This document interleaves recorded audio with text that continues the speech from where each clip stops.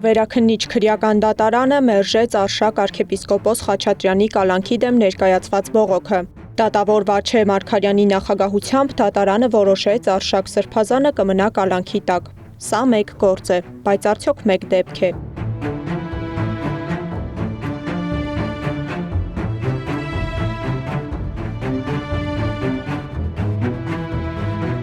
2018 թվականի համեմատ 2025-ին Հայաստանում կալանքի միջնորդությունների թիվը կրկնապատկվել է։ Չնայած օրենքով նախատեսված այլընտրանքներին տնային կալանք, վարչական հսկողություն, գրավ, կալանքը շարունակում է մնալ դատարանների նախընտրելի գործիքը։ Արշակ Սրբազանի գործով փաստաբան Արսեն Բաբայանը սա պատահականություն չի համարում։ Եթե սովորական կալանքների դեպքում, սովորական ասելով նկատի ունեմ սովորական գործերով կալանքների դեպքում մի քիչ հնարավոր է իրավաբանությունից խոսել, իրավունքներից խոսել, ապա քաղաքական կալանքների կամ քաղաքական հետապնդումների դեպքում իրավաբանությունը որևէ տեղ չունի։ Բաբայանի պնդմամբ կալանքը քաղաքական հետապնդումների դեպքում կիրառվում է որպես պատիժ, այլ ոչ թե որպես խափանման միջոց։ Մինչդեռ 2022 թվականի հուլիսի 1-ից ուժի մեջ մտած քրեական դատավարության օրենսգիրքը հստակ սահմանում է, կալանքը պետք է լինի խափանման վերջին միջոցը։ Եթե կան այլընտրանքներ, դատարանը պարտավոր է դրանք քննարկել։ Փաստաբանները պնդում են, օրենքը մնում է թղթի վրա։ Վստահորեն կարող եմ ասել, որ այս չափորոշիչները խստորեն չեն պահպանվում դատարանների կողմից եւ մենք արդյունքում ունենք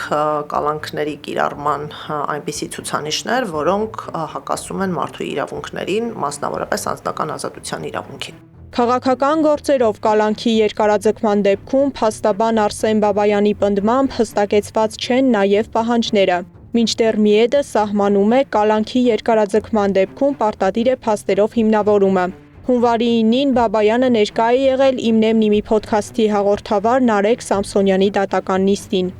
2 ժամվա ընթացքում խոսեց դատախազը, խոսեց Մելիքյան Ռուբենը, խոսեցի ես, խոսեց Նարեկը Սամսոնյան, խոսեց 2 ժամ դատավորը չընդհատեց։ Այսպես թույլ տվեց, մենք ամբողջությամբ ներկայացրեցինք մանրամասնությամբ։ Այդ ամեն ինչը երբ որ ավարտվեց,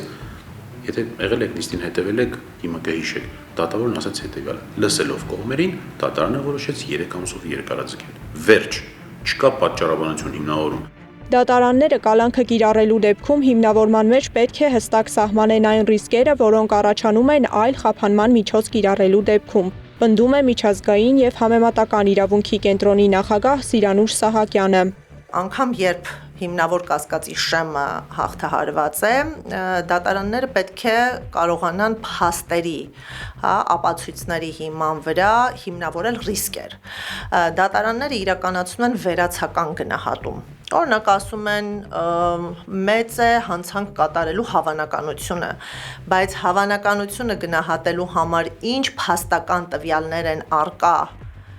որոնց վրա հիմնվում է դատարանը, դրանք պարզապես բացակայում են։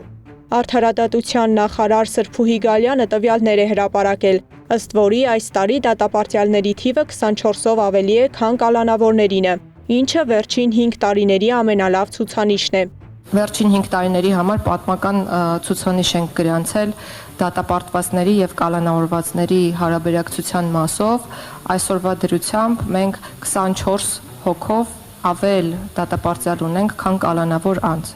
Սակայն ընդհանուր կտրվածքով կալանքը որպես միջնորդություն կիրառելու դեպքերը շարունակում են աճել։ Երբ կալանքը օրենքով սահմանվում է որպես վերջին միջոց, բայց գործնականում դառնում է առաջին ընտրությունը, հարցը դուրս է գալիս մեկ գործի շրջանակներից։ Մասնագետների պնդմամբ կալանքը մեր երկրում քաղբանտարկյալների համար կիրառման այլ կանոններ ունի, եւ որքան հաճախ այն կիրառվում է առանց հստակ հիմնավորման, այնքան ավելի բարդ է դառնում պատասխանել մի պարզ հարցի. կալանքը խափանման միջոց է, թե դատավճռի փոխարինում։ Սեդակ Յուրեղյան, Նորայր Հակոբյան, Նոնա Գևորգյան, ABC Media։